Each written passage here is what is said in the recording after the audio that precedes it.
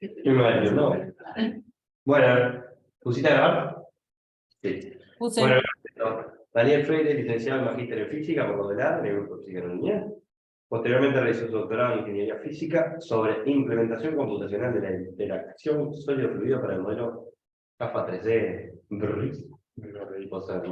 Ahora mejor.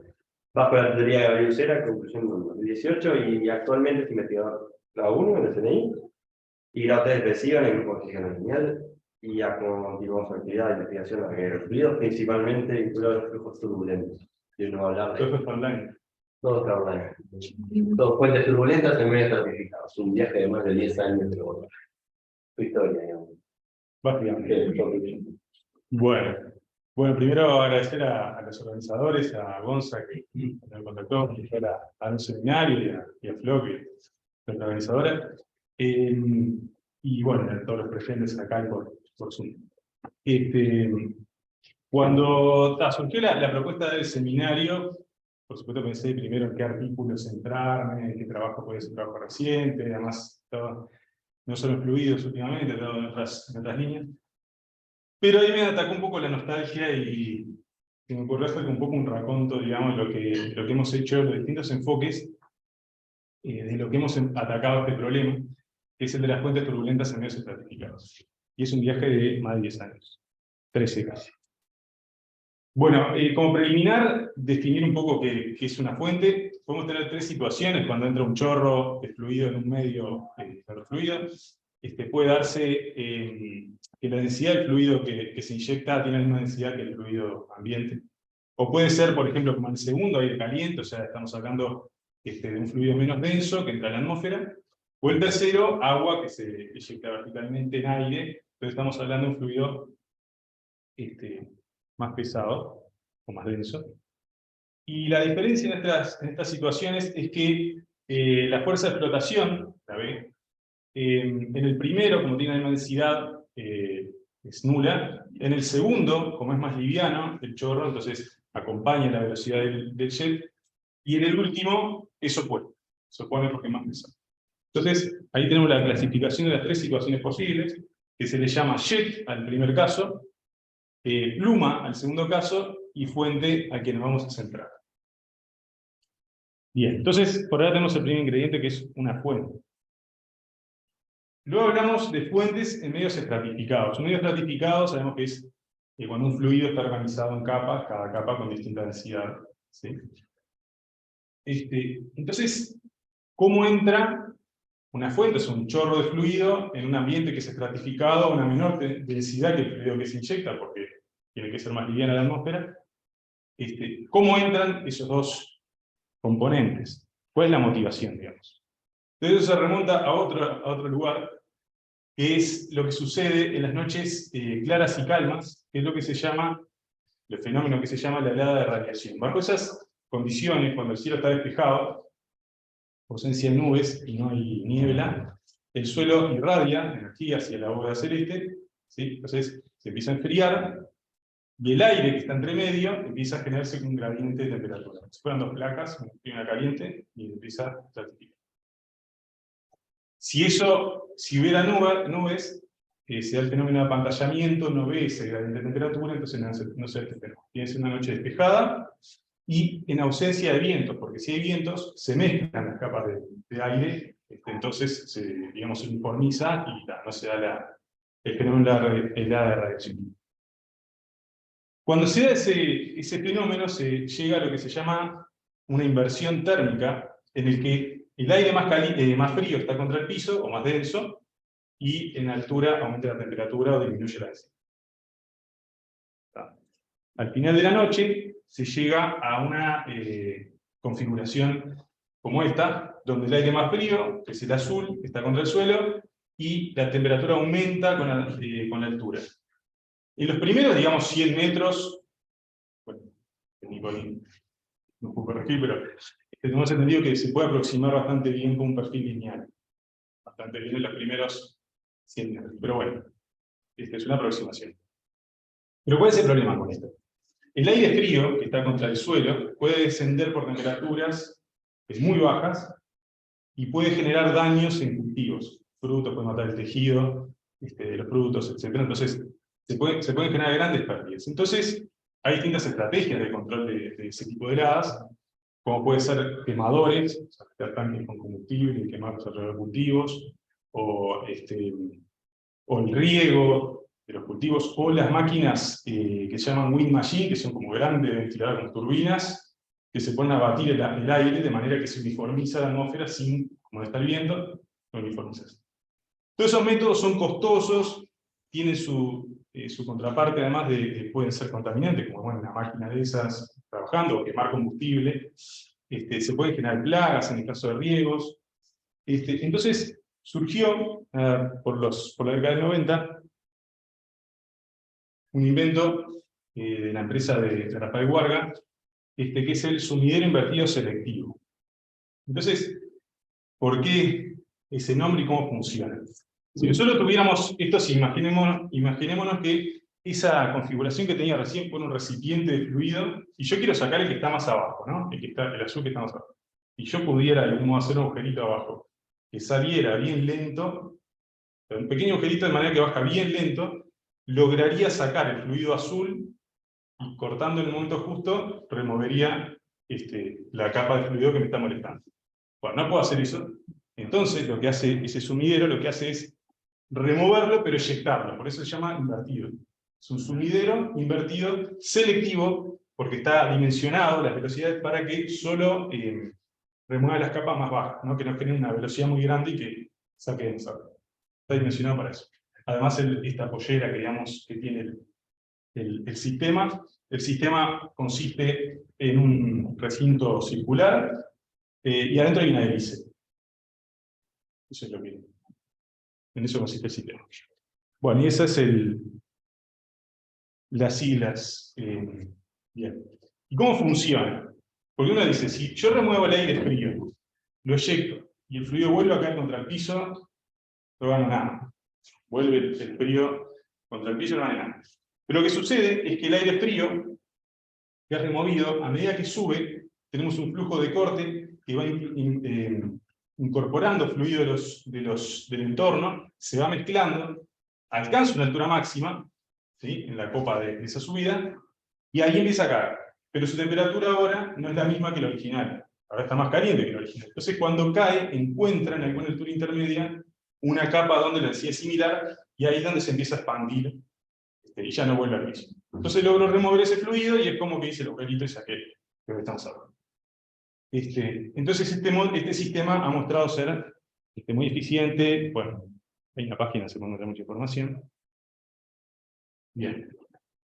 Entonces, tenemos como motivación el CIS. Como dijimos, tenemos un chorro de aire frío, ¿sí?, que entra en una atmósfera más caliente. O sea, tenemos una atmósfera estratificada y es una fuente, porque es un chorro de aire frío que entra en una atmósfera más caliente. Entonces, bueno, allá por el 2000, digamos, cerca del 2010, una idea de Rafael Warga se acercó al grupo de Linfia, Gabriel Lucera, y ahí se acercaron al grupo de mecánica de fluidos, con Cecilia, Cabeza, Arturo, Gustavo, y se buscó una forma de estudiar este problema a escala de laboratorio para pensar en mecanismos o formas de mejorar la eficiencia, estudiar el desempeño de este tipo de máquinas, y estudiar el fenómeno en sí, más allá de que el chorro sube, pero en la atmósfera uno no visualiza nada, eso hay que tratar de estudiarlo físicamente, qué es lo que pasa realmente. Y entonces, allá por el 2010, apareció el primer montaje en el laboratorio, está por ahí abajo, guardado por estar, que consiste en un recinto, 4 paredes de acrílico, y ahí esa fue una de las primeras imágenes donde se ve las nubes ya formadas. Se inyectó, en vez de usar aire, usamos agua, se dimensionalizó el problema para trabajar en agua en vez de aire, las velocidades, bueno, todo, la estratificación para tener el mismo lumbalsal, la fruta, todas esas cosas se dimensionó, y la idea es que en este caso se inyectó, en vez de ser una máquina, un ventilador que lo que hace es succionar agua fría que está contra el piso, lo que se hace es se inyecta agua a la misma temperatura que está el piso. Eso nos ahorramos en un problema. Se inyecta agua con colorante, se ve la dinámica, y ahí se ve, por ejemplo, este es un video, está acelerado, pero sube el chorro, alcanza una altura máxima, empieza a descender, pero no baja hasta el suelo, sino que encuentra alguna altura intermedia a la que se empieza a expandir radialmente, o sea, se forma como un paraguas, una nube. La configuración que usamos, es un esquema, ¿no? Es agua fría abajo, 15 grados, arriba 27,5, es una altura de medio metro de alto la cuba, y el chorro entra a 15 grados. Es una representación esquemática eso. ¿Y si te sirve con el mismo gradiente? O sea, entre 15 y 24 tenés 10 grados con cualquier gradiente de temperatura. No, nosotros esto lo dimensionamos para la escala real de funcionamiento del sistema. Claro, se dimensionalizó todo el problema para eso. Pero sí, hay, bueno, voy a mostrar en un caso que nosotros hicimos alguna variante como esta. Pero ahí es de donde partimos y logramos ver la escala, ¿no? En el laboratorio, ahí vimos nuestra nube real ahí. Bien. El montaje tiene su complejidad por la cantidad de componentes. Primero, generar una atmósfera estratificada no es tan fácil, en temperatura. Lo que hicimos fue tener un contenedor con abajo una placa metálica y arriba también, y la placa tenía unos sensores de temperatura con unos relés.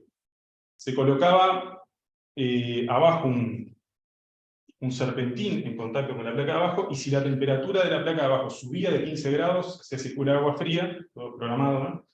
Hasta que bajara la temperatura a 15. Y al revés en la capa de arriba, la placa de arriba hay como unas hornallas, si ven ahí arriba, como marca acá, donde si la temperatura bajaba de 27,5 se activaban, calentaba hasta eso. Para estratificar, inicialmente eso no se iba a hacer, si no pusiera esto gradiente, tal vez en un tiempo se estratificaría solo. Lo que hacíamos era poner 15 grados el agua, 15 grados, poníamos una resistencia en el medio, una resistencia eléctrica, y todos los costados, acá, en toda esta línea, y la línea de atrás, en los costados había unos termistores conectados a un sensor de la computadora donde registramos la temperatura. Entonces se ubicaba la resistencia primero a una altura baja, de acá por ejemplo. Esperamos a que el termistor alcance la temperatura que queríamos. Y después se subía a poco, estaba todo con aislante, ¿no? Y así se hacían las capas. Sí, era un proceso que podía llevar media hora tranquilamente armado. Después se ponían las placas de espuma plus para dejarlo aislado, se activaba la placa de arriba y la de abajo, y tal, quedaba bien. Una pregunta. ¿Cuál es el problema real? ¿Cuál es el tamaño de las alas de eso? Del CIS, y hay unos que son de diámetro, hay varios Pero tamaños. no era para ti, en lo que se forma luego. ¿La nube? Sí. No, la nube de alto puede alcanzar, yo que sé, entre 25 y 50 metros, la altura máxima, y eso se va expandiendo. No sé, El lateral no sabes ahora. No, yo pensando en cómo se relaciona eso con el hecho de los bordes del sistema. Sí. Sí, acá ya está desarrollada, ya está como la foto porque se armó. Pero sí, hay un momento en el que cuando medimos campo de velocidades, cuando empezamos a registrar que hay unas velocidades debido al efecto del borde, ahí ya cuando termina, digamos, la validez de esto. Y aparte escalas de alta, porque te vas perdiendo la clasificación entre la capa 1. Claro, Ahí porque... después algo es el debate, pero... Sí. Habría que, capaz que si no tuviera el tiempo y gane los materiales, hacer una al doble y ver qué pasa. Pero bueno. Bien. Bueno, después, yo qué sé, el control de flujo, y un poco. Bien. Eso para medir la visualización con tinta. Y la otra visualización que se hizo es medir los campos de velocidad. Para medir los campos de velocidad usamos una técnica que ya tenía bastante dominio en aquella época, que por ahora tenemos, que es la técnica PIV, Particle Image Velocimetry, que... al revés esto. Que lo que hace es, se siembra, el fluido se llena con unas partículas trazadoras, que son muy chiquitas, 50 micras, y de la misma densidad del agua. De esas partículas está todo diseñado, estudiado, hay papers sobre el tema, que siguen el flujo. Como tienen la misma densidad y son de pequeño tamaño, siguen el flujo. Entonces, ¿qué pasa? Se colocan partículas, se mezclan, y al chorro que se inyecta de abajo también se le pone partículas. Se ilumina con un plano láser vertical Pues para sacar campos 2D, existe el estéreo PIB, que lleva otro equipamiento, se genera un plano de luz láser por el medio, el chorro entra por el medio, eso por donde entra el chorro, y se filma eso. Entonces lo que uno va a ver son particulitas brillantes, y en imagen se van como moviendo. Y lo que hace la técnica PIB es dividir cada cuadro en pequeñas ventanitas, y después en el siguiente cuadro, la misma ventanita, si busca cómo se correlaciona un cuadradito de la imagen de arriba con uno de abajo, de la siguiente, y dice, bueno, este cúmulo de partículas se mueve para acá, con eso dice el desplazamiento medio y saca la velocidad. A eso, grosso modo, no tiene bastante más complejo, pero esa es la idea detrás de la técnica PIB. Con eso pudimos medir campos de velocidad. Bueno, entonces ahí en ese momento teníamos una nube, una fuente turbulenta armada en medio electrificada armada en el laboratorio, y podíamos medir no solo la estructura del flujo, sino que los campos de velocidad. O sea que ahí arrancaba el viaje. Entonces, bueno, 2010 se montó eso. Y arranca el primer trabajo que hicimos sobre el tema. Ahí anda Cecilia Cabeza, Santiago Pauretti, que ahora no está más con el grupo, pero ingeniero, Gabriel, Arturo, Gustavo. Y acá estudiamos el efecto de las fluctuaciones del chorro cuando entran, fluctuaciones en la velocidad, y cómo eso afecta el desempeño o la estructura de la nube espina. ¿Qué hicimos? El chorro entra por la base de la cuba, por un agujero circular, una boquilla circular, de 8 milímetros de diámetro. Entonces estudiamos qué pasaba si entraba por esa boquilla, o si poníamos una rejilla en la entrada, que lo que hacía era perturbar el flujo. O sea, le poníamos una turbulencia artificial, ¿no? Una turbulencia de turbulencia. Entonces poníamos una rejilla que lo que hacía era perturbarlo, y tenía un cierto grado de turbulencia. Y estudiar, en función de la característica de la rejilla, distintas cosas, como puede ser, bueno, caracterizar la turbulencia, primero estudiar las fluctuaciones en distintos puntos sobre el eje del chorro, estudiar la variación en el campo de velocidades, según, este es el chorro, y estos son los primeros, bueno, desde 5 a 10 radios, estamos hablando cerquita del chorro. Estudiar las fluctuaciones, cómo se ve que cerca de los bordes son más intensas, y estudiamos con tres situaciones. Una que es una grilla fina de 80 hilos por pulgada, o sea que es una gran densidad de hilos, otra de 40 y otra sin grilla. Entonces ese fue el primer trabajo, y lo que estudiamos ahí fue, después de caracterizar la turbulencia, estudiar las características de la fuente, con dos alturas que van a ser siempre las principales para caracterizar la dinámica, que son la altura máxima, esto es cuando una etapa ya ha desarrollado el flujo, la altura máxima que alcanza la fuente, y la altura de intrusión, se le llama como la altura media de esa nube que se forma, ¿no? Que se le suele llamar de intrusión o de spreading, S o SP puede aparecer en las diapositivas. Bien, en los casos que notamos más diferencias son los que presentamos, que es cuando no tenemos grilla y cuando tenemos la grilla o malla, o la grid. Cuando tenemos o no tenemos. La altura máxima, ¿sí? Sí, un andamiaje similar, pero se ve cómo desciende cuando tenemos el caso de rejilla, cuando le pusimos una rejilla. Y la altura de spreading también vemos que disminuye cuando le ponemos rejilla al chorro. Bueno, hay más análisis en el paper. La grilla no solo modifica el momento del chorro cuando sube, sino que además la mezcla. Pero eso lo vamos a ir viendo. No me voy a tener en cada paper, entrar en cada cosa, por supuesto, pero eso es lo que se estudió en ese primer trabajo. Bien. Luego viene el año 2012. Más de 10 años atrás. Acá vino la presentación de la tesis de maestría. Con Cecilia Cabeza y Arturo como tutores. Y bueno, y acá abordamos todos estos problemas y hay otra ampliación. Entonces, ¿qué hicimos en este trabajo? Fue estudiar, aparte de la que ya había hecho en su momento, pero hacer una revisión de toda la literatura previa que hay modelos sobre este problema.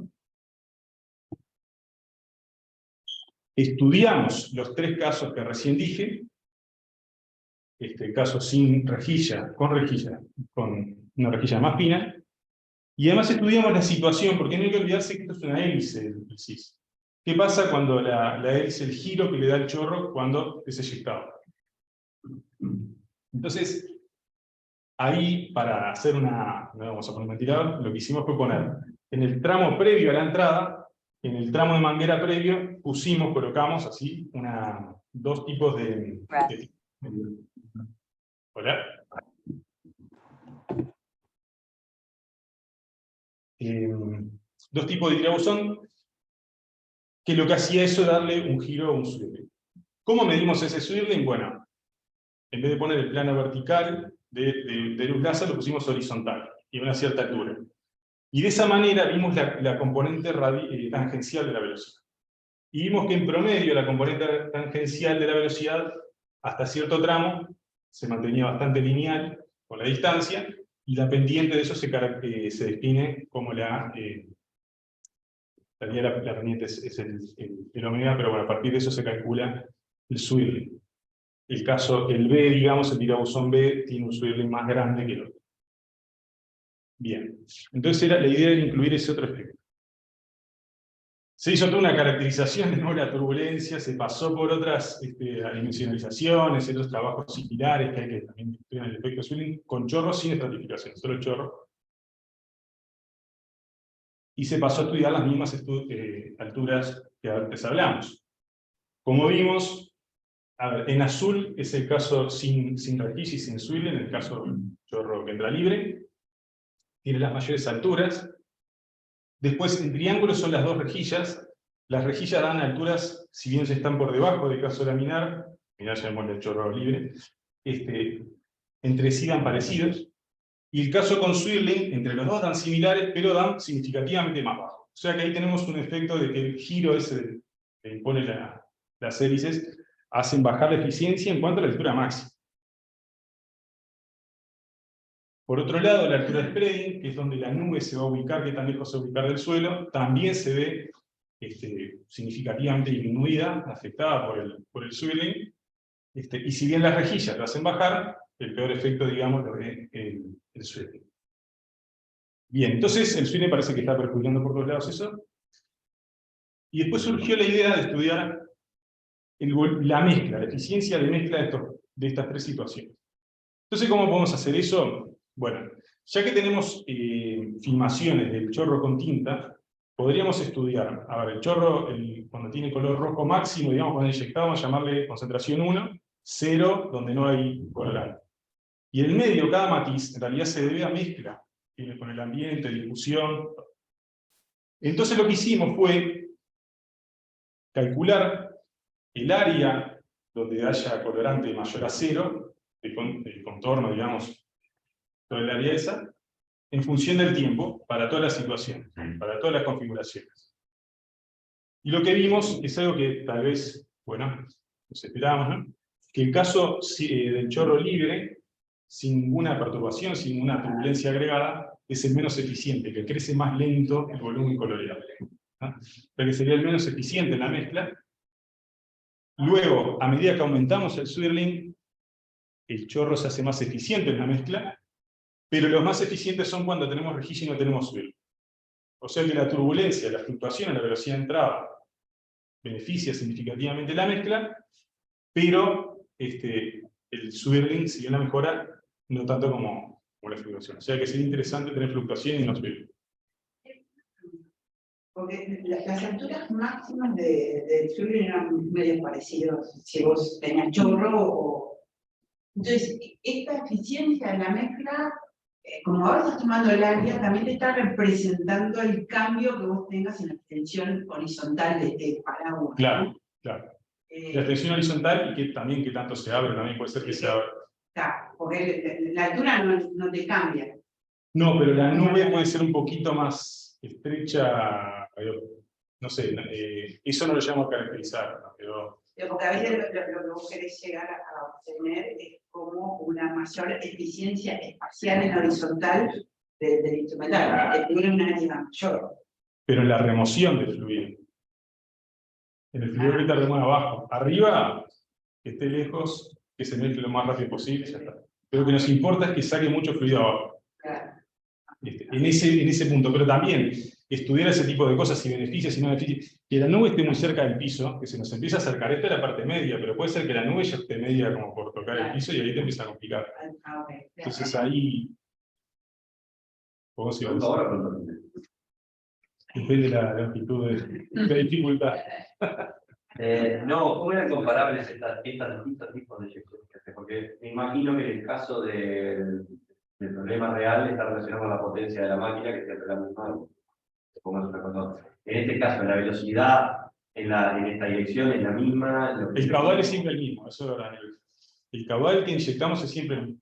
Ah, O sea que esa es la velocidad media, si querés, del chorro cuando sale es la misma. Lo único que uno te metió una componente. Claro, entonces la velocidad vertical también es menor. No, pero la velocidad. ¿O no? O es la misma velocidad. Sí, te puede venir un poco para el caudal sí. está dado por la velocidad vertical. Sí. Solamente si el caudal es el mismo, yo diría que siempre, que unos son más energéticos que otros incluso.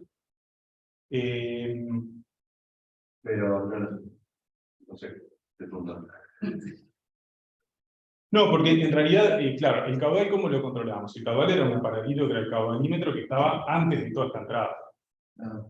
Si vos bloqueas un poco la entrada, evidentemente tenés que dar un poquito más de fuerza para que llegue, que el caudal sea el mismo.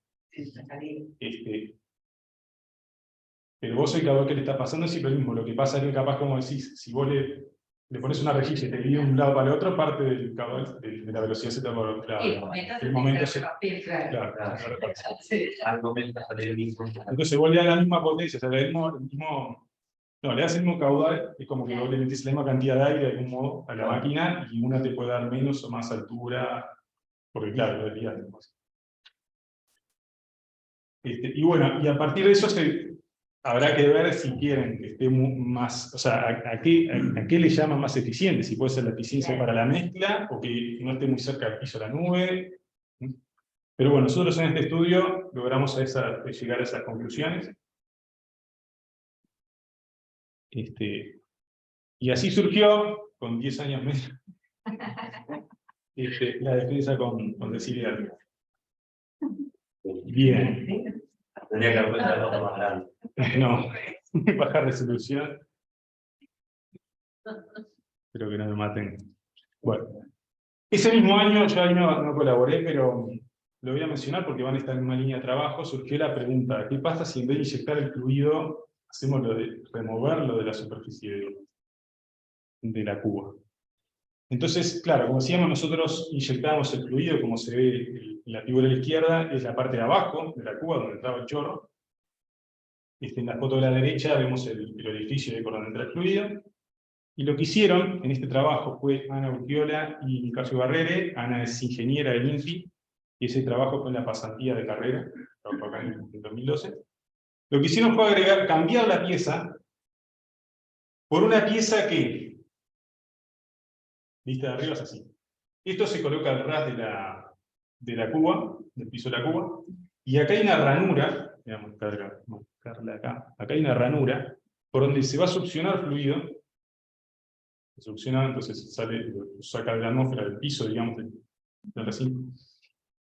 Se saca por ahí, acá entra una bomba, y se vuelve a inyectar y entra por el medio. O sea que es casi como el sistema más parecido al sistema real. Yo no participé de esto, así que no voy a ser responsable. Pero como decía, la idea es esa, ¿no? En vez de succionar acá, se va a sacar de acá, y en vez de tener un ventilador, lo que hace es inyecta por todo. Y ellos lo que estudiaron, en este caso, como digo, no participé, así que sí consulté a ver qué resultados habían tenido. Lo que quisieron estudiar es lo siguiente: uno pone esas máquinas en el campo ahí, y hay vegetación en la vuelta. Entonces lo que querían estudiar era, aparte de la mejora, ya ir al sistema más realista, ¿qué pasaba la vegetación, cómo influía en los perfiles de velocidad? Entonces lo que hacían era poner en la cuba, se ponía acá un césped sintético, una alfombrita de césped sintético, donde no sé cuánto es el espesor, pero debe ser medio centímetro, por lo que estuve conversando, chiquita, y se estudiaban los perfiles de velocidades, cómo cambiaban. Entonces se ve que en ausencia de esa vegetación, esto es la velocidad radial, digamos, el perfil de velocidad radial en función de qué tan lejos estoy del eje del chorro. Y se ve que esto es con vegetación y sin vegetación. Con vegetación se ve que los perfiles se ven bastante alterados. Entonces, no sé bien qué conclusiones han obtenido, pero efectivamente se ve un cambio significativo cuando el sistema está operando, un sistema con cultivo, no sé, con vegetación a la vuelta, que si tuviera el terreno pelado. Porque dice aire porque sabe cómo no sabe, un poquito absorbe el aire, porque si con vegetación, sin vegetación, te cambia la cantidad de agua que va a tener ese aire. No O sé, sea, la sí. parte de la humedad, Ah, que tiene una relación temperatura, la cantidad de agua de agua, ¿no? O sea, que como te afecte. claro, la situación real. Esto fue todo el laboratorio, entonces acá tienen césped sintético. Claro, la situación real, como decís, sí te debe. Sí, sí, sí. Sí. Por eso, no sé cómo esto después lo trasladaron o lo aplicaron, pero este fue el enfoque que ellos habían trabajado. Pueden buscarlo, después buscamos a Nica cualquier cosa. Sí, que fue un trabajo bastante breve porque era el trabajo de pasantía por unos meses, y no sé si después llegaron o continuaron mucho, creo que quedó pegado por ahí. Pero bueno, están los nombres y cualquier cosa. Y ahí surgió entonces esa extensión, el trabajo que había hecho. 2015.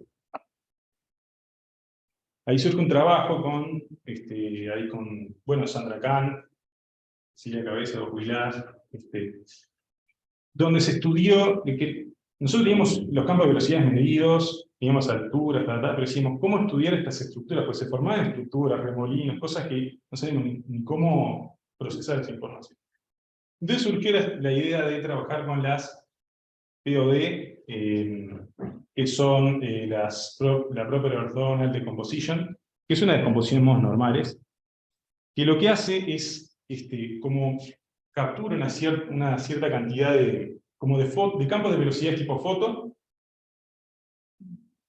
y cada campo de velocidad en cada instante se puede reproducir con una superposición de esas fotos. O sea, que se agarra el campo de velocidad, es una técnica muy conocida y muy usada, no sé de qué década, pero de los 90 hay un... ¿Lo hace lineal eso? O sea, No como sé. una base de fotos. Exacto, es como si fuera una diagonalización. Ahí va.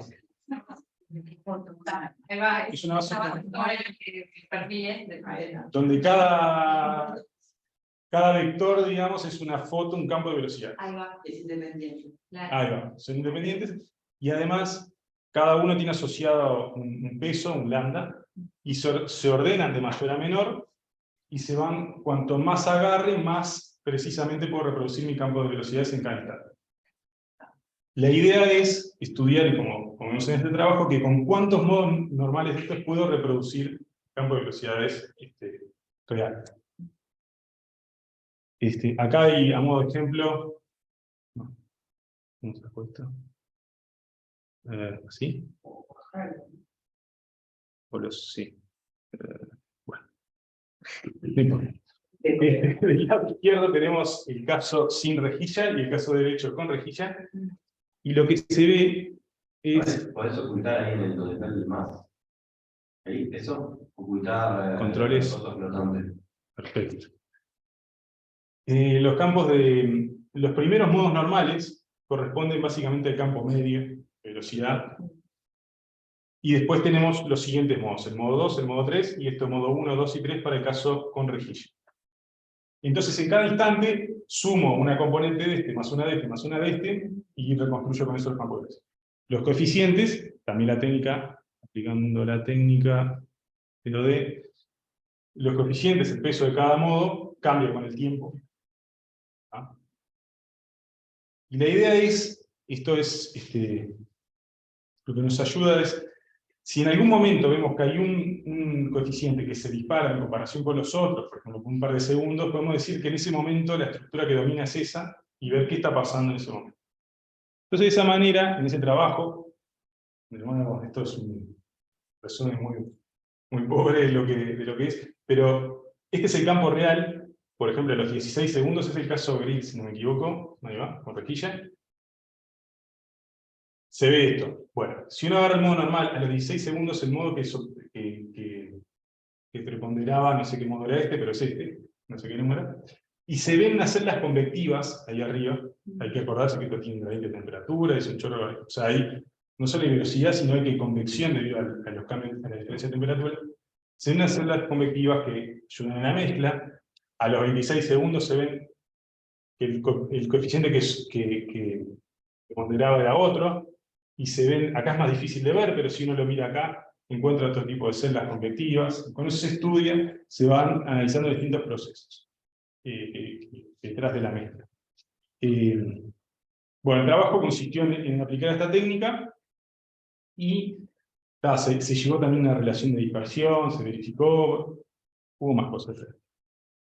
Pero eso fue, digamos, un titular de lo que se hizo en el trabajo del 2015.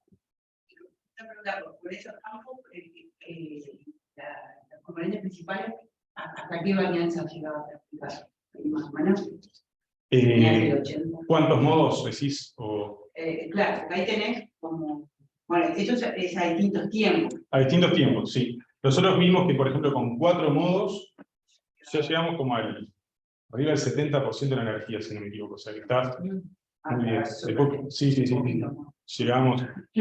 Sí, con 4 modos.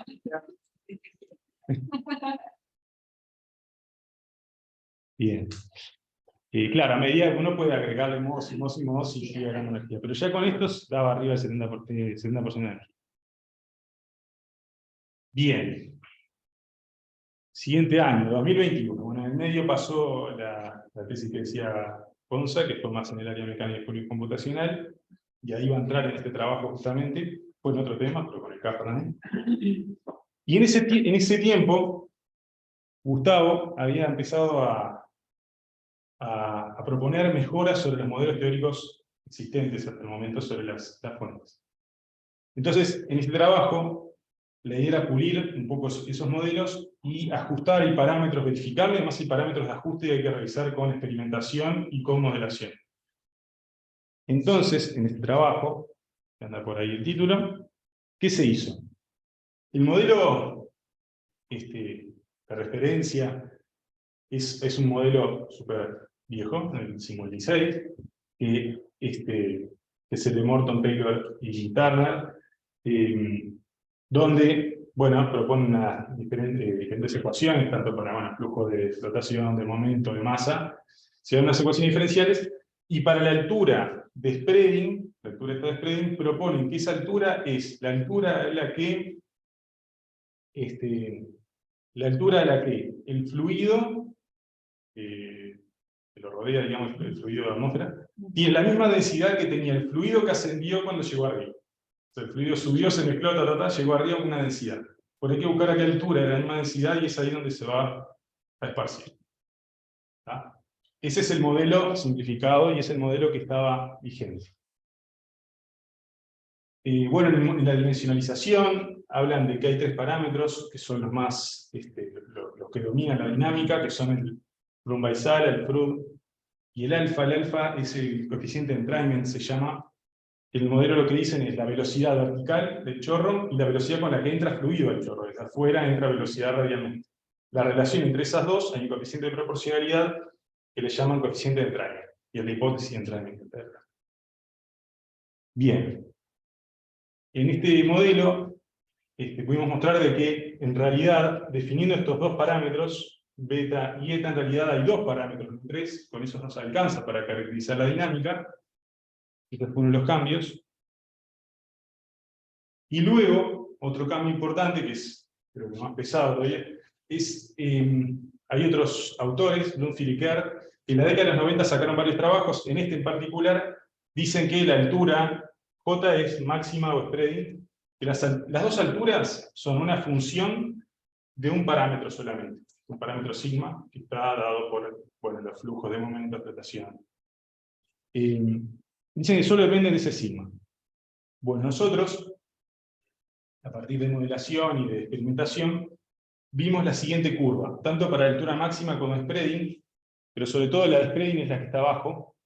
Vemos que en función de eta, eta es un parámetro, está definido acá, que depende del FRUD y de alfa, que dependiendo de esos dos parámetros, la curva no colapsa al mismo valor. Pero si solo dependía de sigma, donde una se haga 0, todas se van a hacer 0, porque solo depende de sigma esa función, no depende del FRUD ni de nada más.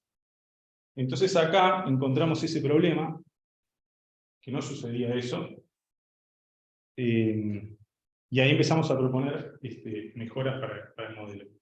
Entonces hay dos modelos típicos, uno es decir que el chorro cuando asciende el perfil es tipo top hat, que es plano, y otro que es gaussiano.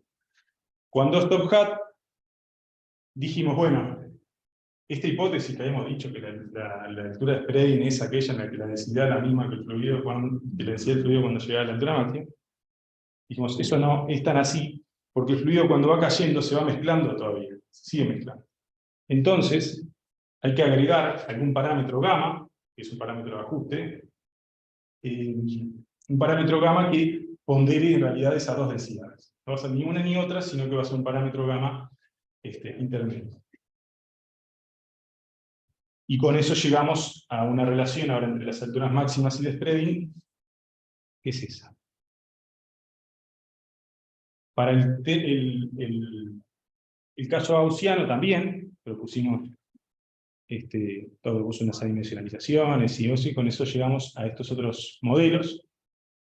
Pero en el caso real, no es ni top hat ni gaussiano, en realidad es una mezcla entre esos dos perfiles, entonces propusimos un tercer caso, en el que es una superposición de ellos, y se llegó a otro modelo.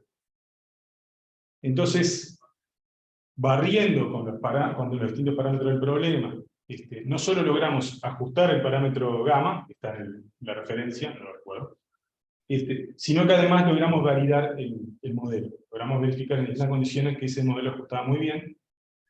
Y las simulaciones que dije fueron hechas con el CASPA. Ahí ya venía un poco más de un niño, porque ha hecho el doctorado con ese modelo. Entonces, claro, esto lo que se hizo fue, se agregó un campo, el trazador, el colorante, se agregó como un campo escalar pasivo, ¿sí? O sea, es un campo que cambia, sí, se ve alterado por la dinámica, pero no perturba la dinámica. Entonces se llama pasiva, y el chorro se vio como subía, y comparando con experimentos, se veía, claro, lo calqué y... Hermoso. No, y se ve, bueno, y después los detalles de cómo se hizo la parte de fluctuaciones y eso puede quedar para después. Pero bueno, se ajustó, las simulaciones están reproduciendo muy bien los experimentos. Bien. Estas son las alturas también máxima de spreading. No, estas son las spreading y estas son la máxima para dos configuraciones. También se ve que se solapan muy bien experimentos y simulaciones. Así que bueno, se hicieron varias validaciones para llegar a eso. Y con eso surgió ese trabajo. Estamos de hora, pero voy a tratar de apoyo. Eso fue ese trabajo. Después pasamos al año 22, pues dijimos, bueno, acá tenemos el modelo teórico, con esto más o menos estamos, pero no. Surgió otra idea a raíz ahora de la tesis de doctorado del NICA. Lo que estudió él en su tesis fue las estructuras lagrangianas a tiempo finito, creo que también lo conocen. Y lo que hacen es, se basan en los exponentes de diácono tiempo finito, que bueno, es la misma, una idea similar a la de los exponentes de diácono tradicionales, ¿tá?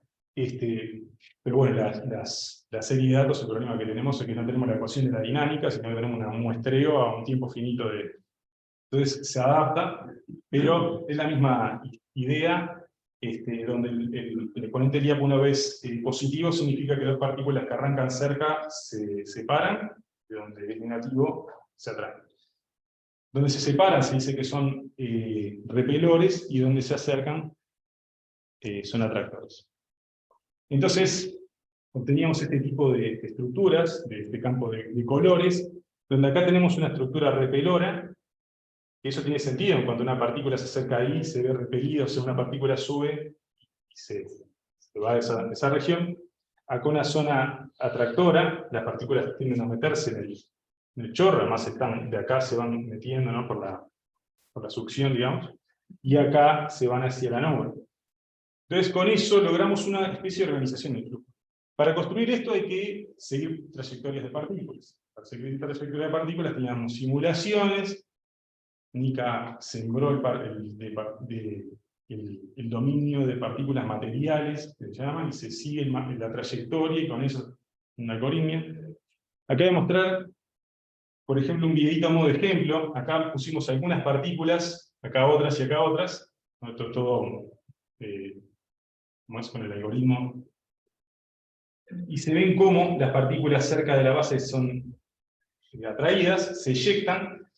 Las que estaban cerca de acá, la fucsia, vemos que no se meten, sino que van todo por el costado y se entran a meter en la nube.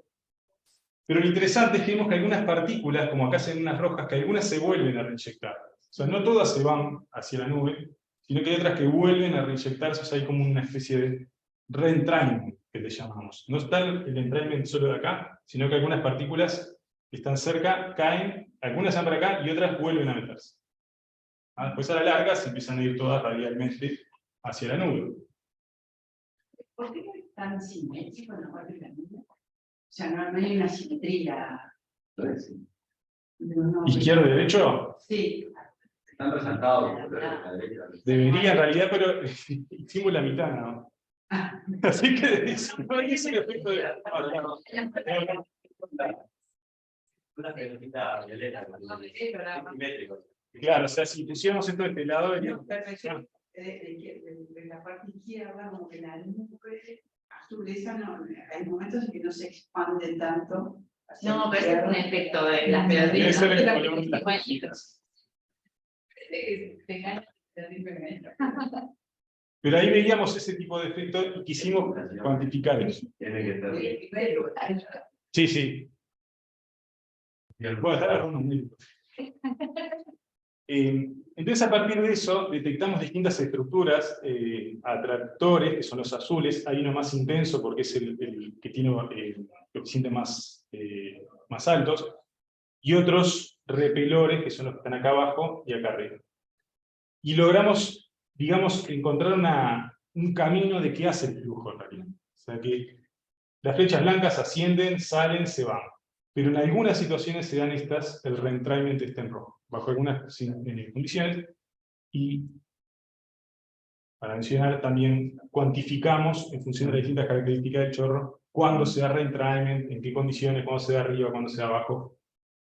Daniel, y una pregunta, desde lo que habías mostrado que habías hecho en tu tesis de maestría, que tenías las componentes principales, ¿sí? Y tenías círculos de convección, que están, parecería como muy ubicados en esos circulación convectiva, en estos de salida y entrada, ¿no? O sea, como que genera más o menos una ubicación dentro de lo que es eso del chorro. Sí, en estas regiones de acá. En esas regiones de acá. Que puede ser debido como una celdita. Sí, habría que ver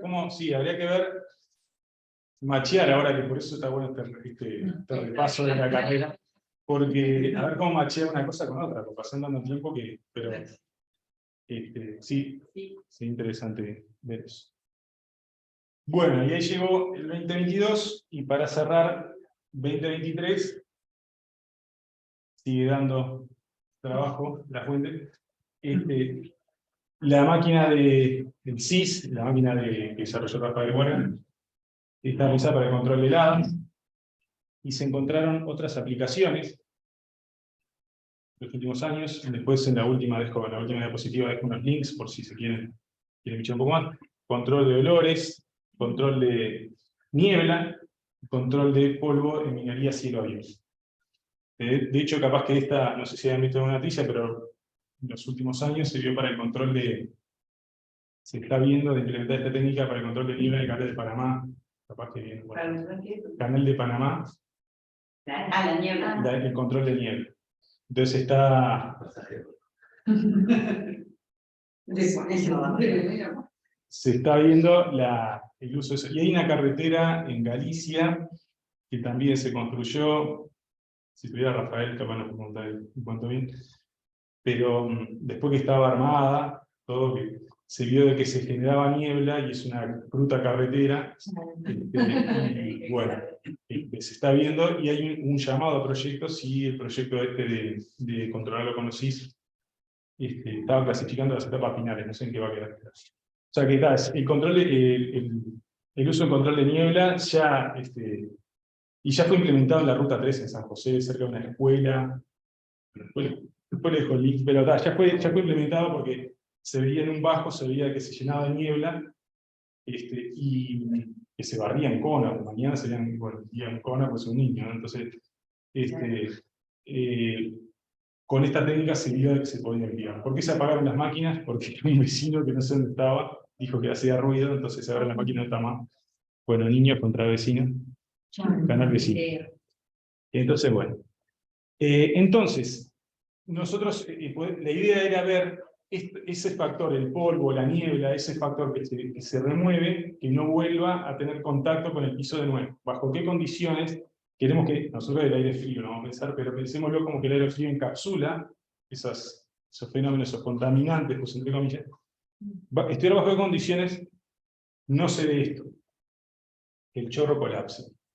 Pero que tampoco se dé esta situación, que era la que como he mencionado. ¿Qué pasaba si el chorro, la altura del threading está sobre el suelo, pero abajo toma contacto? Si eso es niebla, tengo una parte que no logra remover. Lo que queremos entonces es que el chorro se quede lejos, que no colapse. Entonces tenemos dos situaciones más que son semicolapso y colapso. Queremos estudiar en qué condiciones se da cada una de estas. Ahora está en preprint, estamos esperando para mandarlo, los últimos detalles para subirlo. Y acá agregamos una tercera altura, que es la altura de la parte de abajo de esa nube, que le llamamos la altura crítica. ¿Qué dijimos? Hay un colorante que tiene concentración 0,1, 1 rojo, 0 transparente, o sea, no hay color. Queremos dar una tolerancia de ese colorante y detectar a qué altura, cuál es la altura mínima donde detectamos ese colorante. ¿Está? Afuera del chorro, ¿no? Por ejemplo, si hicimos 0 con un 1%, posiblemente alguna altura intermedia acá ya se detecte, en algún lugar. Entonces, esa es la altura crítica. Estudiamos esas tres alturas, variando el número de Froude. Para variar el número de Froude, acá lo que cambiamos fue, artificialmente, no es una cosa que vayamos a ver en la aplicación del SIG, la temperatura de entrada del chorro. Dijimos, bueno, ¿qué pasa si es más baja de los 15 grados? Con eso definimos un parámetro psi, que aumenta con la temperatura del chorro, manteniendo el caudal y la estratificación.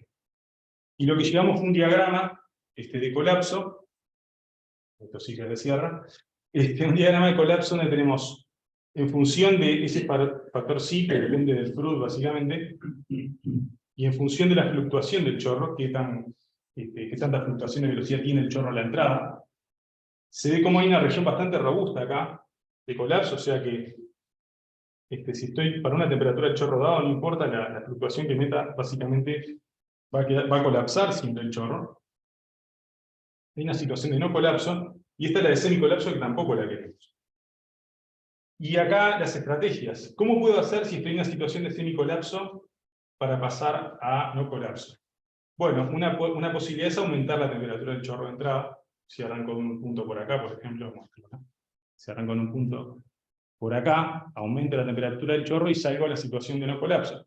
Pero se dan algunas situaciones que son robustas, además en esta gráfica que vimos, que si arranco una situación a una cierta temperatura, en un punto de semicolapso, aumentando la fluctuación, pasaría al no colapso, o sea, la nube se me desprende del peso. Bueno, este tipo de diagramas es el que propusimos en ese trabajo. Y bueno, y hay más, porque también estudiamos el porcentaje de terreno contaminado, y hay bastante más, pero es el titular. Y para cerrar, ¿qué sigue?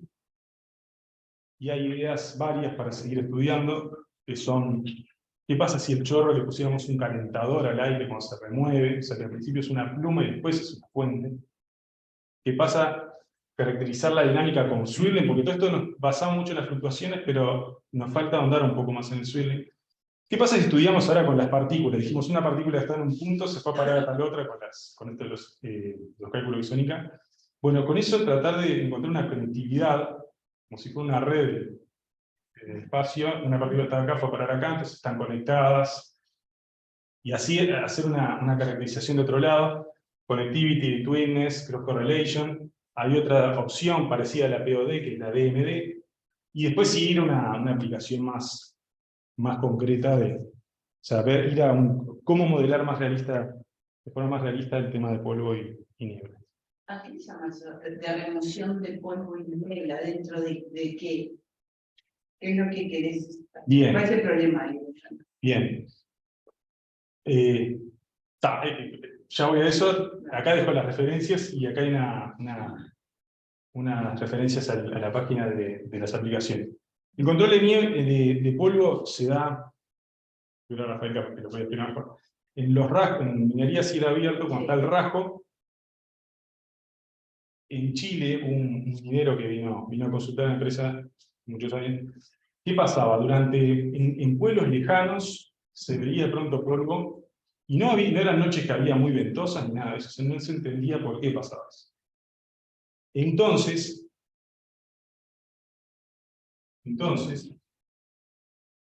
En Chile, las ratificaciones después de que permanente. hasta el pueblo, no sé si se va a ver algo allá. Bueno.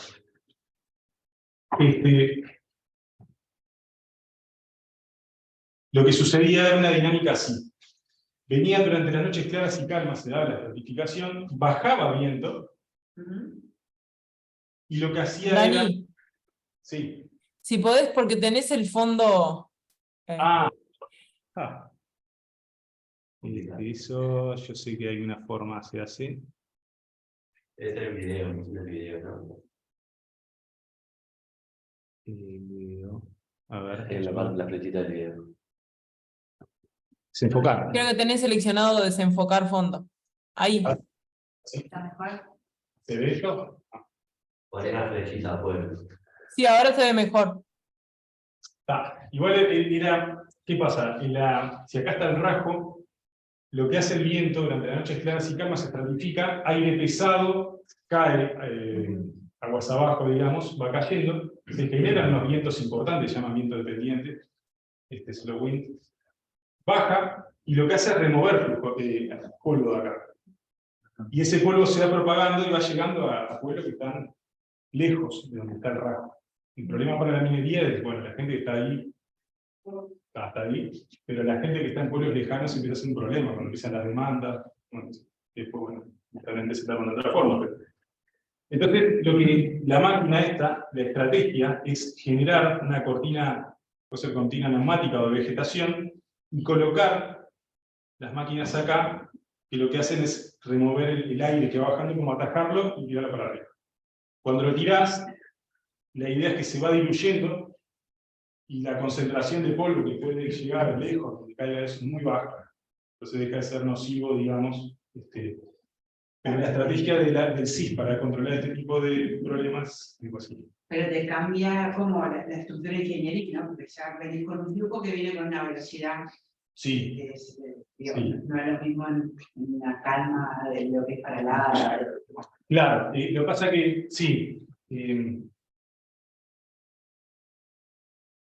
vos podés tener una zona baja donde el aire se te va acumulando. Entonces ponés... sí. Pero ¿qué pasa si tu zona de cultivos es así?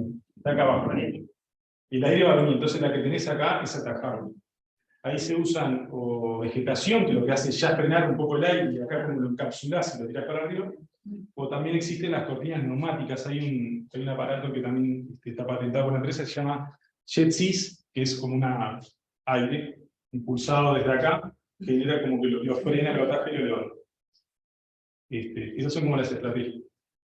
En el caso del canal de Panamá es a los costados nomás, y la idea es que va a succionar, ponemos un lote de máquinas de estas, un lote, y la idea es que van a extraer desde el canal, y lo va a inyectar, y con eso limpian la niebla. Y acá en esos links que dejé, hay muestra varias citas, varias aplicaciones, y notas, hay todo por ahí, ubicado como para ver más aplicaciones. Bueno, ya entramos en la zona de preguntas, pero la idea es que está bien.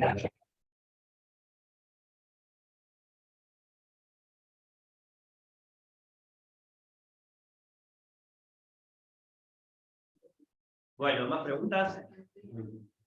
¿Por el Zoom? ¿Por acá? Por ahora nadie ha dicho nada. ¿Por acá? ¿Me preguntas? Yo tengo un par de preguntas. Nadie se me quedó mirando Yo la... soy un preguntar. Con el tema del sistema del CIS que hizo Borda, ¿hicieron experimentos ahí? ¿En campo mismo? En campo, lo que se mide, Como para comparar también un poco con las simulaciones. Porque bueno, lo que se mide en general es, se dejan, como son higrógrafos, se dejan en columnas cada tanto, y se ve, bajo la acción del CIS, se ve cómo cambia las temperaturas cuando está activado y cuando no está activado. Y con eso se ha visto que, que aumenta la temperatura cuando está prendida la máquina y eso. Además, la máquina se prende cuando se prevé, se viene estudiando, se prevé que hay una noche de radiación, la radiación, ¿no? Es todos los días, y eso es muy esporádico. Pero ese día que te pasa, no chato. Entonces, es una máquina que se activa en esas condiciones.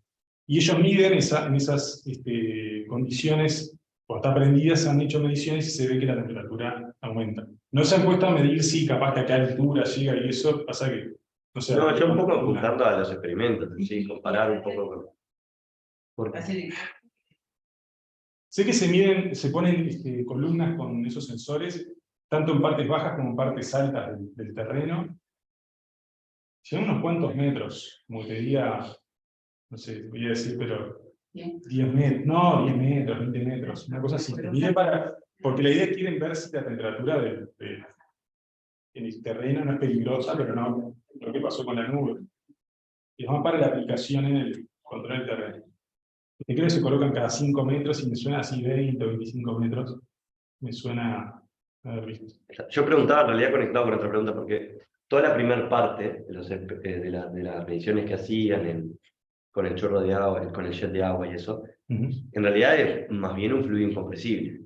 Sí. Entonces, ¿cómo se comparan un poco lo que son los experimentos eso con lo que es el experimento el sistema en sí, el sistema real? Bueno, está el problema justamente ese, y el problema de la difusión térmica en aire y en agua, no es lo mismo. El tema es que acá, en la dimensionalización, lo que se vio es que esos factores se los comía básicamente la turbulencia. Eran como que eran despreciables a la hora de la turbulencia. De hecho, o sea, hacen simulaciones con una cierta compresibilidad o con una cierta... acá usamos agua. La simulación es agua. O sea, la simulación es un chorro de agua en una cuba de agua. ya meten ahí fluido incompresible y claro, van para adelante. Vamos para adelante. Pero la dimensionalización previa, ya se había estudiado que esos factores del Planck, todo eso, se los comía básicamente la mezcla por turbulencia.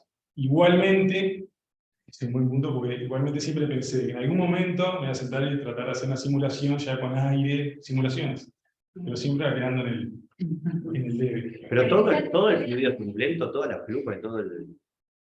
O hay zonas donde es turbulento y zonas que no, porque capaz que en esas otras zonas en realidad Claro, capaz que cuando ya se está expandiendo, o sea, la nube cuando ya se está expandiendo es un perfil bastante suave, parecería bastante ordenado. Ahí sí, lejos, pero en la parte de mezcla, en la parte que hacían, o sea, toda la difusión y todo, ahí domina la turbulencia. Claro, por eso, capaz que habría que ver qué pasa si uno cambia a un fluido compresible y con otra difusión térmica, la del aire, cambiar el Planck, todo eso, ahora sí, es exactamente lo mismo. Pero en la dimensionalización vimos que esos factores se los traga la turbulencia. pero ahí en las simulaciones sí, en las últimas partes sí están con aire, ¿no? ¿Es agua también? Es la misma. Pensé que ponían densidad y... Porque lo que pasa es que los factores que importan ahí son el número de... No, un poquito después que eso. Sí, en la última. Lo que importa ahí Que es... tenés la ecuación, incluso tenés resaltado la densidad, o por lo menos pensé que era la densidad. Ahí Ahí. está. Es la densidad del chorro que, claro, porque depende del FRUD, claro, lo que nos interesa son las adimensionadas detrás. Entonces, cuando dimensionalizar algo así en algún lugar te parece, por ejemplo, te va a aparecer el plan sobre el Reynolds, se lo tragó el Reynolds por la turbulencia y así. Entonces, ese tipo de factores no importa. Pero acá la densidad del fluido que entra, esto lo hicimos como con agua. O sea, agua es a temperatura. A la temperatura de entrada, por ejemplo, a 15 grados, la densidad es De tabla y de tabla. Pero se podría, de entra hecho, ahí. siempre lo tengo en de verdad, probar con aire, poner las dimensiones del aire y realmente verificar que todo, la dimensionalización son realmente comparables. tenemos un paper, parece que todo está. Es el próximo. Bueno, pero no, esperamos que no. Según la dimensionalización no hay problema. No debería dar problema. Está bien. No debería. Bueno, Nunca se sabe. ¿alguna otra pregunta? Si no, agradecemos a Daniel y Muy buena charla, Dani. Gracias por el aguante, no sé si tanto de